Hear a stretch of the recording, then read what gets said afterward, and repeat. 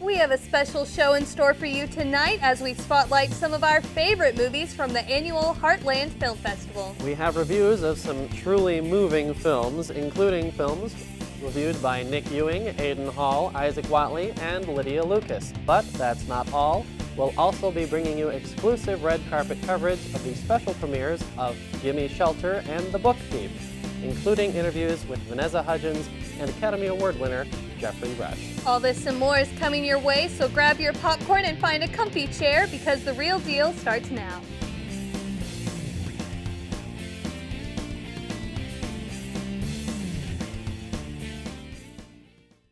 Welcome to The Real Deal, Ball State's one and only entertainment news show. I'm Kaylee Russell. And I'm Connor Fack. Tonight's episode is all about this year's Heartland Film Festival, which has been held annually in Indianapolis since 1992. This year, 134 films from 76 countries were screened from October 17th to the 26th, and all of these movies upheld the festival's mission to inspire people through the transformative power of film. Here to tell us about one of these moving pictures is Nick Ewing with his review of the documentary Life According to Sam. Nick? I saw quite a few of the films featured at the Heartland Film Festival this year. All of them were great, but none of them impacted me the way that Life According to Sam did. When I first sat down to watch this documentary, I didn't know anything about progeria, an extremely rare genetic disease where children are born with the characteristics of elderly people. This disease is so rare that only an estimated 200 to 300 children in the world have it. One of those children is Sam, the 13-year-old boy that the film focuses on. Sam was diagnosed with the disease at the age of 2. Doctors told his parents, Leslie and Scott, to enjoy their son while they could, since the average life expectancy of someone with this disease is only 13. They were horrified to discover that there were no treatments available for their son. There wasn't even any research being done to find them. Luckily for Sam, though, both his parents were doctors who quit their current practices to focus on finding a cure. Putting together a team of scientists and collecting the funds to pay them, though, was no easy task. And it's easy to see the emotional stress Sam's parents endure during the process.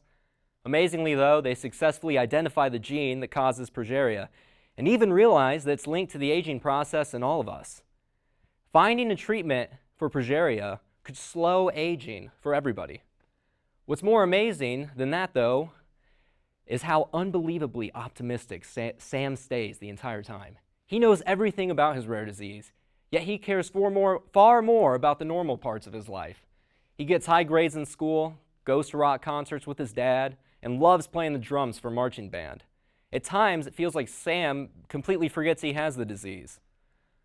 One of the hardest parts about watching this film, though, was that you could literally see the immense heartache in the eyes of all the parents whose kids suffered from progeria. Some of these parents literally made 3-day trips from all over the world just to participate in this groundbreaking drug trial that Sam's parents were in charge of. Whenever these parents even got the smallest bit of good news, they couldn't contain their happiness and often broke down crying right there. At one point, Sam says to the camera, "I didn't put myself in front of you so you could feel bad for me. I put myself in front of you to let you know you don't have to feel bad for me." Even at the age of 13, it's hard not to admire Sam's courageous and optimistic attitude towards life. If there's one thing I took away from this film, it's that for all the problems I have, there are people out there like Sam that make mine seem so trivial. Life According to Sam is inspirational, educational, and uplifting. I highly recommend it. This has been my review of Life According to Sam. I'm Nick Ewing. Thanks, Nick. Life According to Sam sounds like an inspiring, powerful documentary film. Indeed. One of the neat things about the Heartland Film Festival is that it showcases films of just about every genre you can think of, yet they all share the ability to touch audiences. With that, here's Aidan Hall with his review of the romantic comedy Hank and Asha, a film that is uplifting in its own unique way. Aidan? Thanks, guys. Hank and Asha is a very unique and enrapturing film that tells the story of its two main characters, Hank and Asha, through the use of video messages sent between the two. These messages begin as Asha admires one of Hank's films and wants to know what inspired him to make this documentary on ballet. The continuing messages create a friendship between Hank and Asha, which slowly seems to develop into something a little bit more. This film depicts romance and friendship in the most painfully realistic way possible, whether it's the culture clash between New Yorker Hank and Indian Asha studying in Budapest, or the awkward messages between the two as they test the waters. While the film is cringeworthy at parts, it makes sense. It isn't trying too hard to be this romantic comedy copy and paste film. It's something everyone in the audience is capable of experiencing. Now, yes, not to the extent this film takes it, what with bringing a camera to a dinner for two, the two being you and the camera, the film still seems human. It has all the flaws and all the quirks that make us as a species so amazing. The two actors in the film, Mahira Kakar and Andrew Pastides, turn their scripts into real-life communique between two normal human beings with a passion for film. These two grow together as they experience more and more new things, and you feel this sense of wonder as each message comes and goes. What will be next? What twists and turns could occur? When will we see the end result? While not to spoil anything, the film has one of the best conclusions I've seen in a romantic comedy in a long time. The film doesn't lie about what it is. It's just the tale of two people, one named Hank and the other Asha. I honestly believe it would suffer if it was more than these two people. There are no supporting actors, no side conflicts. It's just a filmmaker and a fan. You learn the pains of these characters, they open up to each other, and most can relate. And for others, it may be a little difficult. The film is a love it or hate it kind of film. If you can't get over the two-actor aspect or the use of only video messages to tell a story, this film will be incredibly hard to enjoy. And at times it does have its stale moments where you're waiting for something to happen, but these scenes are few and far between. All in all, this is a true independent film. There is no explosions or giant robot attacks or comic heroes swooping in to save a celebrity. It's just a tale of a New Yorker named Hank and a woman named Asha. And it's these kinds of films we need more of. This movie helps you sit back, breathe, and just enjoy something. If you find it, pick up Hank and Asha for a great experience. I'm Aidan Hall. Back to you guys. Thanks, Aidan. Well, it looks like it's time for our first break. When we come back, we'll see Kelsey Burr's red carpet interviews with the cast and crew of Gimme Shelter, and Isaac Whatley will give us his review of the film. You won't want to miss this.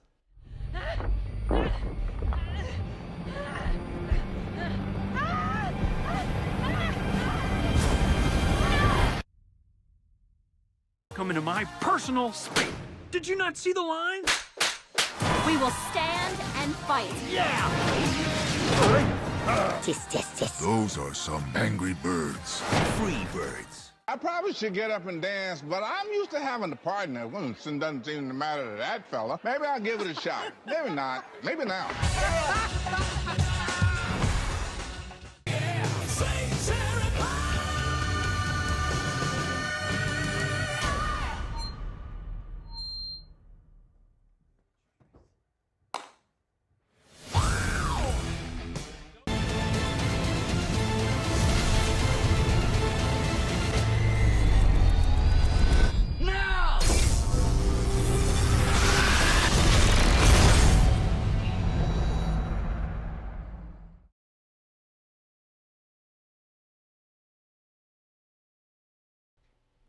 Welcome back. The Heartland Film Festival had its share of special events this year, including the world premiere screening of Gimme Shelter, starring Vanessa Hudgens, Rosaria Dawson, Brendan Fraser, and James Earl Jones.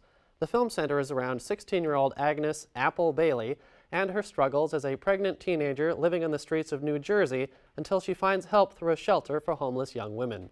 Our very own Kelsey Burr hit the red carpet of the film's premiere and interviewed Hudgens as well as the director, producers, and inspirations for the film. Let's see what happened. Kelsey? Hey guys, I'm Kelsey Burr, and we are here at the Heartland Film Festival for the premiere of Gimme Shelter, starring Vanessa Hudgens. We are minutes away from the cast and crew walking down the red carpet. Let's hope we get some good interviews.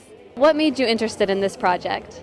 So this project from the onset was really trying to blend artistic and aesthetical aspirations of the formal qualities of filmmaking, but also trying to use those in a very effective way to champion social cause. And so it's really the two of art and social commentary and discourse that really drew me to the project and to the wonderful script and some of the real life people that it's based off of. How did you land this role in the film? Oh man, not easy. You really I originally wanted the role of Cassie in the movie, so I really had to keep going and try and fight to get this role.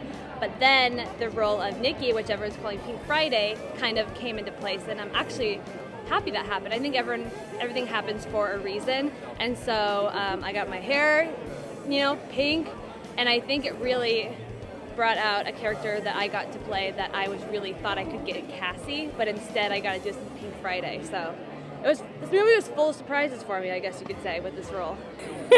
I feel as though this story can reach a lot of young women. A lot of people that have a lot of struggles about, growing up in the system, foster care, group homes. I personally grown up in a lot of foster homes and group homes, so it was good to show that there's hope, there's light at the dark tunnel. So I hope that this movie comes across to them that don't give up and that there can be good strangers that can love you and accept you and give you a place to stay and won't hover it over your head. Why do you think this story needed to be told? It's a good question. Why does any story need to be told? Because people love stories. Stories inspire us, they move us, they help shape our lives to look at other people's lives. And to me, this is a story about family. Whether you have a single mom or a single dad or foster home or no parents or something. So I feel like that the film gives people an opportunity to really look at it and say that as long as they have somebody in their life, they have a family, and that there's hope. And that this is a film that has a lot of compassion and hope for anybody. But so what drew you to the role of Apple? I mean, just the fact that I haven't been able to do a character like this, I think a truly transformational character is something that every actor dreams of being able to do. It's really an opportunity to sink your teeth in and really put in the work and just let yourself fly. So it was an amazing moment once I read that script. I knew that I had to be a part of it.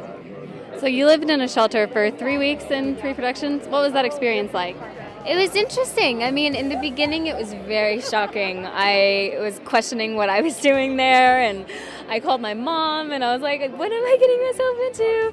Just because it was such a shocking, change of pace, I was in the middle of nowhere almost, and it just wasn't what I was used to. So the initial part was the shock, but then after that, I loved it. I became really close with the girls and with Kathy and with their kids, and just played with them all day and hung out with the girls, and it just became a family, which was always nice to have. This has been Kelsey Burr representing Ball State University at the Heartland Film Festival with The Real Deal. Have a good night. Back to you guys. Thanks, Kelsey. Gimme Shelter won't hit theaters until January 24th, but don't worry, we've got you covered. Now that we've heard from the folks behind Gimme Shelter, let's hear what our own Isaac Whatley has to say about the film in his review. Isaac? The opening night of the Heartland Film Festival was full of energy and excitement as film lovers from all around the state traveled to the Indianapolis Museum of Art for the world premiere of the film Gimme Shelter. This film, directed by Ron Cross and starring Vanessa Hudgens, was the epitome of what Heartland is all about, presenting stories that warm the heart and bring a smile to the face through the medium of film. This film, which is based on true events, did just that, as it told the story of how the love and kindness of one woman would change the lives of many forever. The story begins with the audience being introduced to Apple, a teen played by Vanessa Hudgens, whose life at home is anything but easy, as she has to deal with the struggles of being neglected and abused by her mother, played by Rosario Dawson. The pains of daily life cause Apple to finally run away from home, where she attempts to gain support from her biological father, played by Brendan Fraser. Things don't appear to get any easier for Apple, as her father has a family of his own and feels that with a little money and providing a place to stay for a few days, he can move her along her way, not showing any true support. Things continue to grow worse in Apple's life as she discovers that she is pregnant and is torn between the decision of whether or not to keep the child. Running away once again, she finds herself in the hospital after getting caught up with the wrong crowd. In the hospital, a preacher known as Father McCarthy, played by James Earl Jones, introduces Apple to a woman named Kathy, played by Ann Dowd, who, out of the grace in her heart, provides a home for women who are pregnant and in need. The love that is shown towards Apple allows her to be in a safe environment, create friendships, and get her life back on track. The film ends on a happy note as we see that the compassion shown even by just one person can truly make a difference. At a Q&A session following the screening, the film proved to be very inspiring as people of all ages expressed their liking of the movie and how it really showed them firsthand that simply helping one another can leave an incredible impact on the lives of those around us. Apart from the audience's positive reaction to the film and the Q&A, viewers also got to hear from the cast and director about how the film was made, what their inspiration was, and what they might be holding for the future. It's not difficult to see that the star of the film, Vanessa Hudgens, takes on a very different role in Gimme Shelter than in any of her previous movies.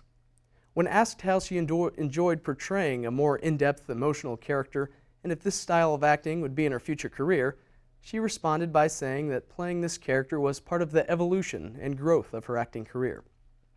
To finish up the screening event, Kathy DeFiore, the director of the women's shelter that was in the film, was presented with a special gift from the Heartland Film Festival to show the thankfulness for her work that she says is to bring glory to God and to show His love through her kindness. The film definitely was a hit and pulled on the heartstrings of every audience member present. Gimme Shelter did a great job at setting the stage for the rest of the festival and for telling a story that many will find to be truly inspiring. This has been my review of Gimme Shelter. I'm Isaac Whatley. Thanks, Isaac. Vanessa Hudgens has certainly come a long way since her High School Musical days. It's nice to see her take on different roles. We certainly have more to look forward to, as she's currently filming 2 more movies that are scheduled to be released within the next year. She's definitely keeping busy. Well, with that note, it looks like it's time for our next break, but don't go too far. When we come back, Lydia Lucas will give us a review of her favorite film that she saw at the Heartland, and we'll get to see Kaylee's red carpet interviews with the cast and creative team behind the adaptation of the best-selling novel, The Book Thief. Stick around.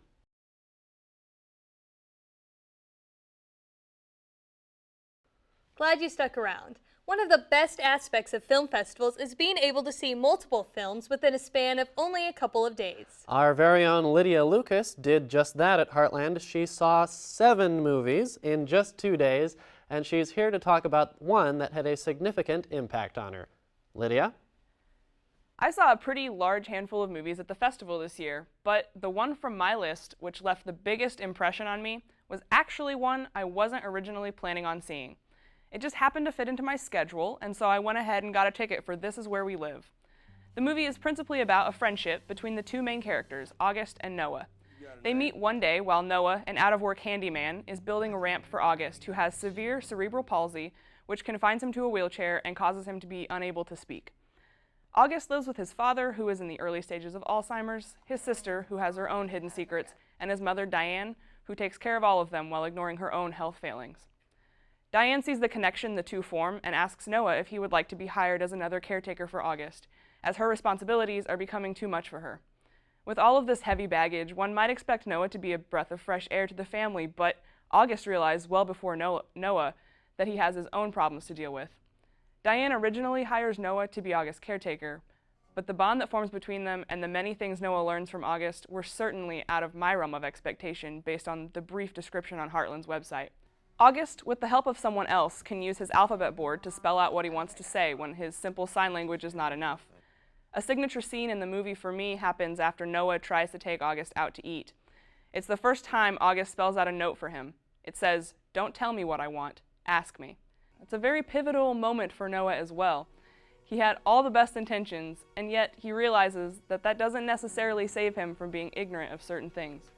Only through his growing friendship with August does he get to know him and overcome his ignorance.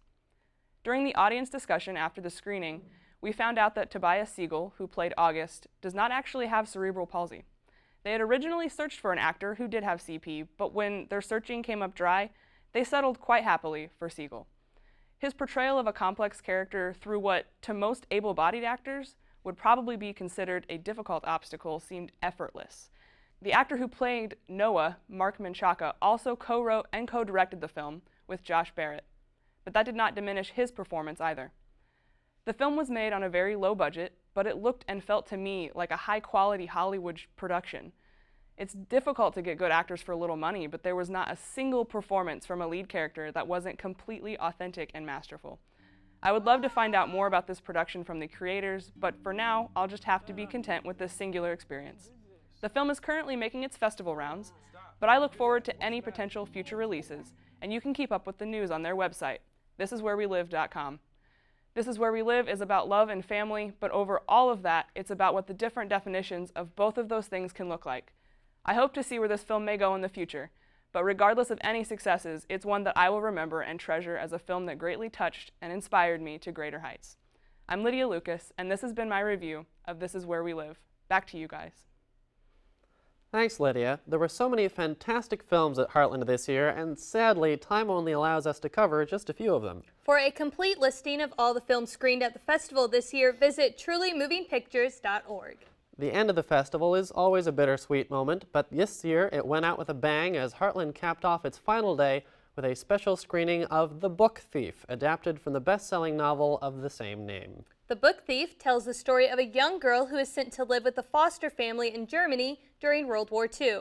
Captivated by the power of the written word, she learns to read with the help of her new parents and a young Jewish man there hiding in their basement. And she begins collecting books that are being burned by the Nazis. The special premiere was held at the Indianapolis Museum of Art and included a red carpet event, and Kaylee here was able to chat with the film's creative cast and team, including Oscar-winning actor Geoffrey Rush, newcomer Sophie Nélisse, producer Karen Rosenfeld, and director Brian Percival. Let's see what happened.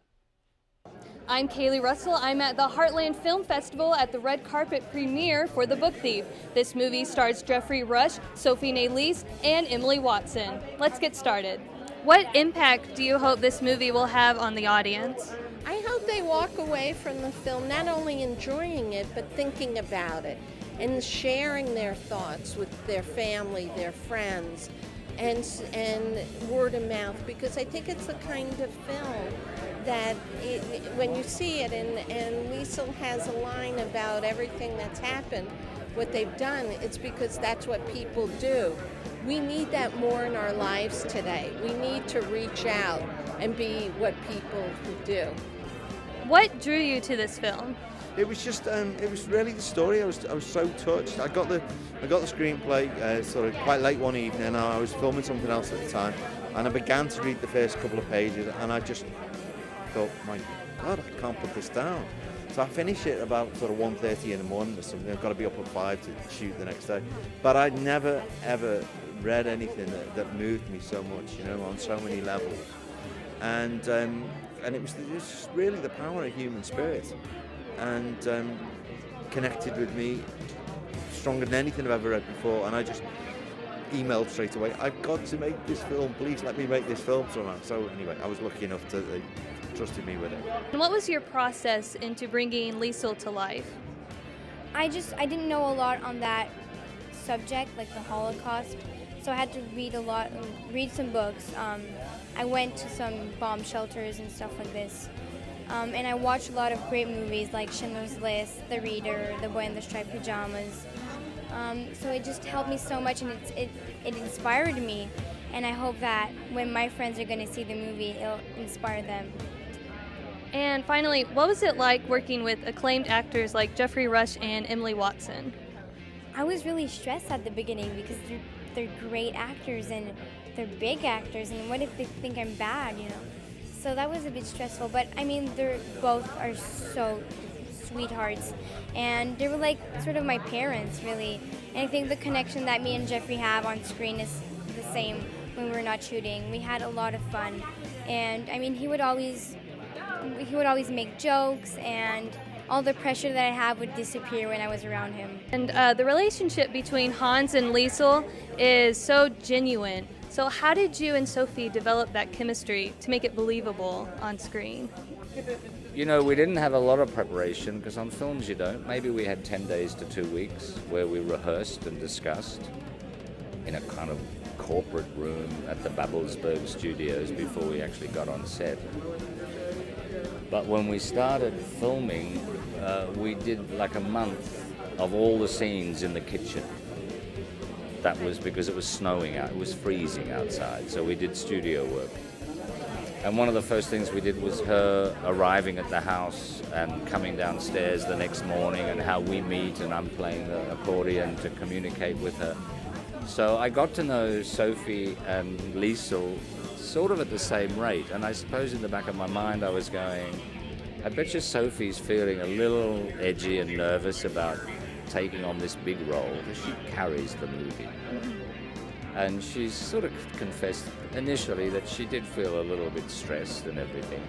So I knew it was my job as Hans and also as Geoffrey to go, relax, be cool, you're great. I'd seen Monsieur Lazare, you're a great actress, you can do this. Now just let's get on with the work, you know.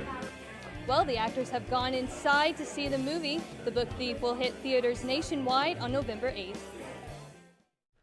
Looks like you had a great time on the red carpet, Kaylee. Indeed I did. Hearing what everyone had to say about The Book Thief made me want to see it even more. You think it's too late to start reading the book? You'd better hurry. The movie comes out this weekend. Well, this might be a good time for our last break. When we come back, Connor and I will give you our final word. Stick around. If we do nothing, they'll destroy us.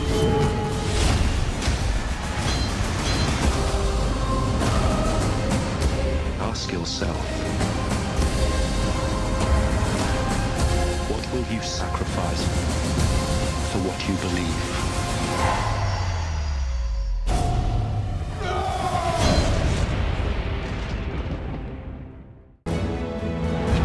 I can't lose someone else. You've kept me alive. Don't ever forget that. You're stealing books? Why? When life robs you, sometimes you have to rob it back.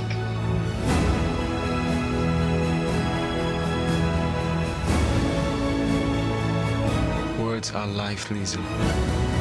All those pages, they're for you to fill.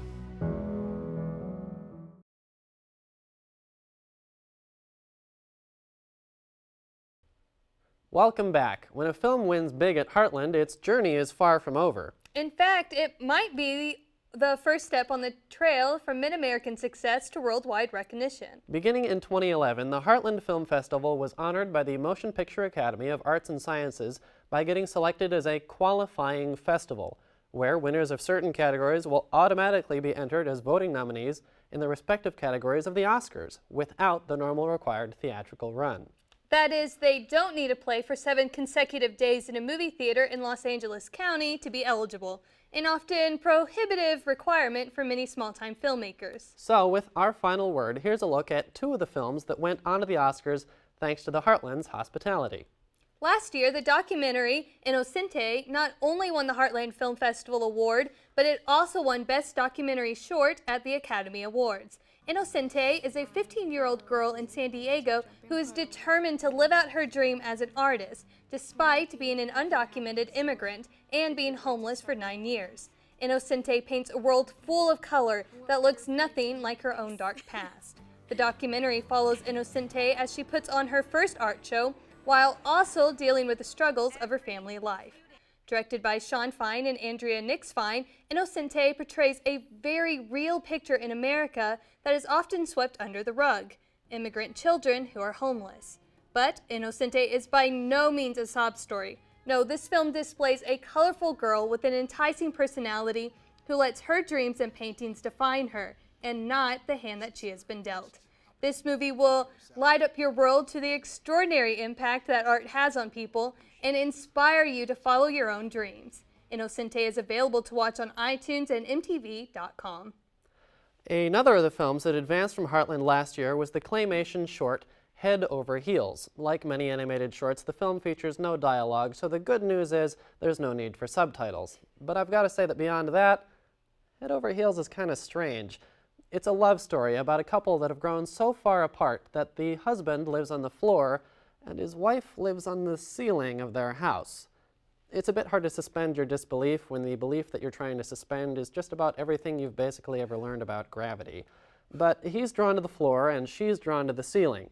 And even when they might invade what you might expect to be each other's gravitational fields, they remain polarized in their own directions. You also might think that it might clear things up for whose perspective is actually correct if only you could look outside, but then there's the shot of the house with a roof on top and bottom, just spinning through nebulous space, like my head. My head was spinning. The film was written and directed by British filmmaker Timothy Reckert and won a smattering of awards across the globe before losing out to Paperman at last year's Oscars. Not that it's like a tournament or something, but ultimately I can see why it didn't win. Apart from the physics and switching camera angles being confusing, a good deal of the movement seemed to lack the weight that is sought after in making animation look convincingly real. Call me spoiled, but the clay puppets just didn't have the polished look I've come to expect from other claymation projects like Wallace and Gromit and The Corpse Bride. All that aside, Head Over Heels was still a cute love story with a good message, and you can actually find the full film, yes, all 10 minutes of it, on YouTube. And speaking of YouTube, be sure to check out our channel where you'll find our full uncut red carpet interviews with Vanessa Hudgens, Sophie Nélisse, and Geoffrey Rush. And as long as you're on the web, be sure to visit our Facebook and Twitter pages for updates on all things entertainment. And with that, our time is up.